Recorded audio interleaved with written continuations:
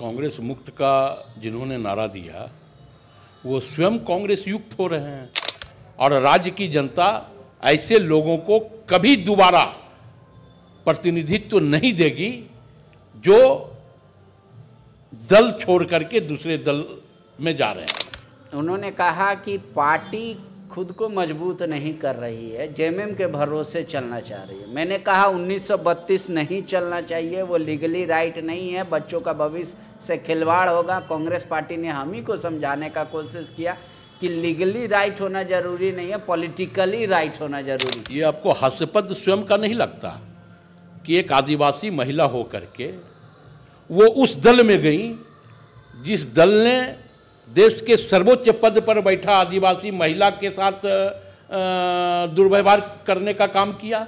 उसी दल में जाकर के आरोप यह लगा रहे हो कि कांग्रेस आदिवासियों का सम्मान नहीं करती। वो कह रहे कांग्रेस दबाव नहीं बना रही है सरकार पर, अपनी पार्टी को मजबूत ना करके वो कांग्रेस का जेएमएम का पीठ थपथपा रही है। कई चीजों पर बोल रही है, कांग्रेस ने आंख पे पट्टी बांध। झारखंड कांग्रेस में कुछ भी ठीक नहीं चल रहा है।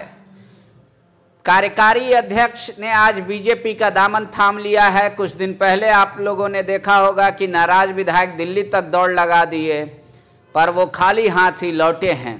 तो क्या माना जाए कि गीता कोड़ा का भाजपा ज्वाइन करना शुरुआत है और भी नाराज लोग भाजपा में जाएंगे? ऐसे कई सवाल हैं जिसका जवाब लेना जरूरी है। हमारे साथ कांग्रेस के प्रवक्ता राकेश सिन्हा जी हैं। ऐसा कांग्रेस क्यों हो रही है? मतलब चुनाव से पहले ही कांग्रेस मुक्त वाला जो नारा है वो लग रहा है सार्थक हो रहा है। आपके सीटिंग सांसद छोड़ के चले जा रहे हैं।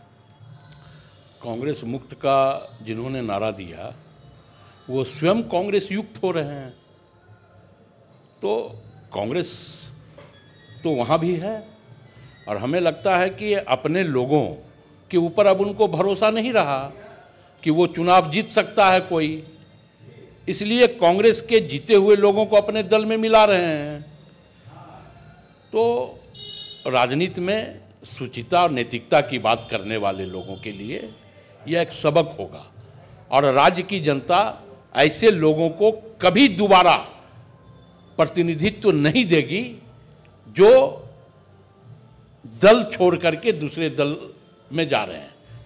इस राज्य की जनता ने इसको रिपीट भी किया। पूर्व में भी ऐसा घटना घटा कि लोगों को नकारने का काम किया इस राज्य की जनता ने और 2024 में फिर से नकारने का काम करेगा। लेकिन आपके राकेश जी, आपके विधायक भी नाराज हैं।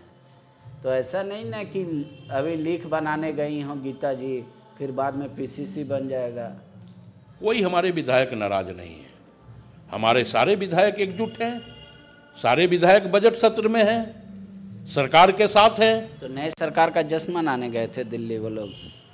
अपनी बात अगर अपने नेतृत्व के समक्ष रखना, नाराजगी आपके नज़र में हो सकती है, लेकिन मैं ये जानता हूँ कि ये लोकतंत्र है और लोकतंत्र में अपनी वाणी की अभिव्यक्ति ही लोकतंत्र कहलाती है।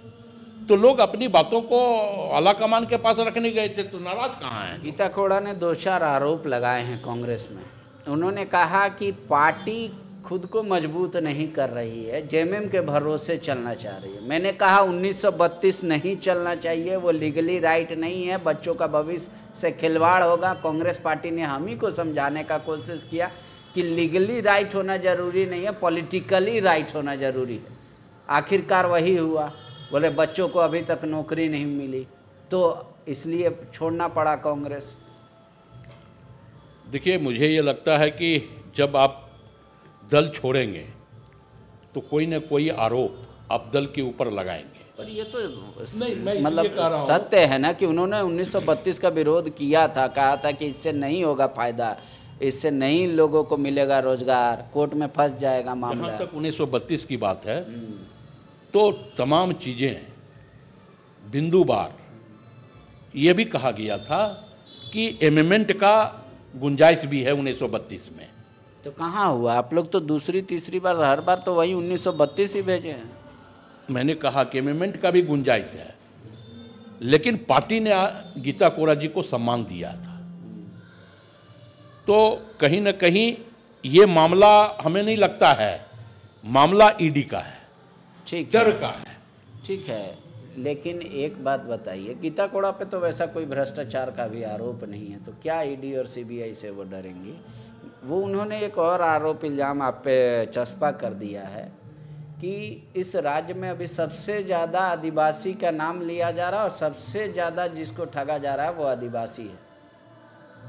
बोल रहे चाहे वो महिलाओं के खिलाफ अत्याचार का मामला हो, चाहे ब्लॉक में भ्रष्टाचार का मामला हो। मैंने पार्टी को कई बार अवगत कराया, पार्टी हम ही को चुप कराती थी और जेएमएम का पीठ थपथपाती थी। बोले ऐसे तो कांग्रेस कभी मजबूत नहीं होगा। बोले जीत हार अपनी जगह है, पार्टी को तो मजबूत रहना चाहिए। जो अपने सिद्धांत पे नहीं रहेंगे वहाँ रह के क्या फ़ायदा? ये आपको हास्यपद स्वयं का नहीं लगता कि एक आदिवासी महिला हो करके वो उस दल में गई जिस दल ने देश के सर्वोच्च पद पर बैठा आदिवासी महिला के साथ दुर्व्यवहार करने का काम किया? वो पार्टी में आप जा करके और आप आदिवासी महिला की बात कर रही हैं, तो ये हास्यपद नहीं है। देश के सर्वोच्च पद पर बैठा एक आदिवासी महिला को ना तो आपने लोकसभा में शिलान्यास में आमंत्रण दिया, ना ही लोकसभा के संसद के उद्घाटन समारोह में आपने उनको आमंत्रण दिया। तो ये महिला का अपमान नहीं है, ये एक आदिवासी महिला के साथ भारतीय जनता पार्टी अपमान नहीं की। और जो पार्टी अपमान की, आज मणिपुर में किसके साथ अन्याय हुआ? आदिवासी महिला के साथ अन्याय हुआ, आदिवासी भाइयों के साथ अन्याय हुआ। तो और आप उसी दल में जाकर के आरोप यह लगा रहे हो कि कांग्रेस आदिवासियों का सम्मान नहीं करती। वो कह रहे कांग्रेस दबाव नहीं बना रही है सरकार पर, अपनी पार्टी को मजबूत ना करके वो कांग्रेस का जेएमएम का पीठ थपथपा रही है। कई चीजों पर बोल रही है कांग्रेस ने आंख पे पट्टी बांध लिया। गीता कोड़ा जी स्वयं कार्यकारी अध्यक्ष थे और कार्यकारी अध्यक्ष होने की हैसियत से उनका भी दायित्व बनता था कि जो आरोप वो कांग्रेस के ऊपर लगा रही हैं उस आरोपों को अपने ऊपर समायोजित करके वो क्षेत्र में काम करें। किसने उनको क्षेत्र में काम करने से रोका? किसने उनको संगठन में काम करने से रोका? लोकसभा का चुनाव आने वाला है, आप लोग फिर से एक बार टटोलेंगे अपने नेताओं का दिल मिजाज। कोशिश तो होगी कि फिर ऐसा कुछ देखने को ना मिले। देखिए, मुझे यह लगता है कि जो इस संघर्ष के पथ पर आगे नहीं बढ़ सकते हों, उनको बोलने का भी नैतिक अधिकार नहीं है।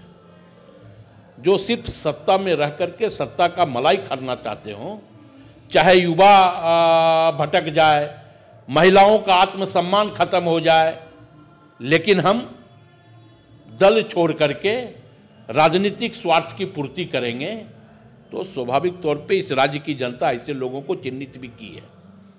तो आप ये मान रहे हैं कि वो सत्ता में आ जाएंगे अगली बार? सत्ता में आने के लिए ही ना वो वहाँ गई, या डर से गई कि हमारे ऊपर किसी प्रकार का एलिगेशन न लग जाए फिर। शुक्रिया।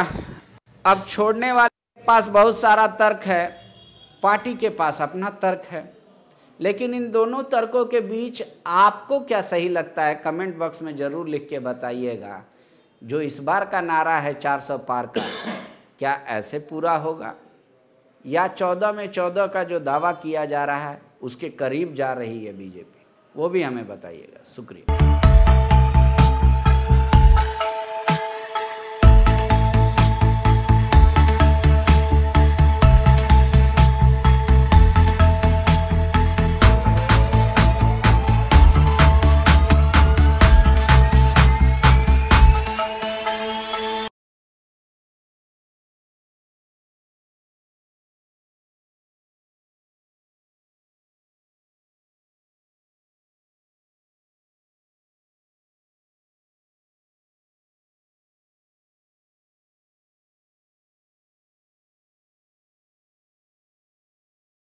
The follow-up.in